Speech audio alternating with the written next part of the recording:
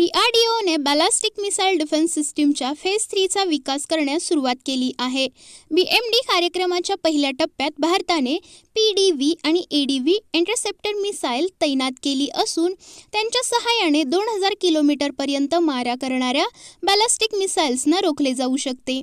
BMD phase 2ची यशस्वी चाचणी घेण्यात आली असून त्या अंतर्गत AD1 आणि AD2 या दोन नव्या इंटरसेप्टर मिसाईलचा विकास करण्यात येत आहे. AD1 आणि AD2 ही इंटरसेप्टर मिसाईल्स इंडो लो एक्सो वातावरणात 5000 किलोमीटरपर्यंत मारा करणाऱ्या क्षेपणास्त्रांना रोखण्यासाठी विकसित केली जात आहेत. BMD फेज 3 अंतर्गत DRDO नवीन ADAH आणि ADAM अशी दोन इंटरसेप्टर मिसाईल्स विकसित करणार असून ही इंटरसेप्टर मिसाईल्स हायपरसोनिक मिसाईल्सना रोखण्यास सक्षम असणार आहेत. येणाऱ्या 4-5 वर्षात या इंटरसेप्टर मिसाईल्सच्या परीक्षण चाचण्या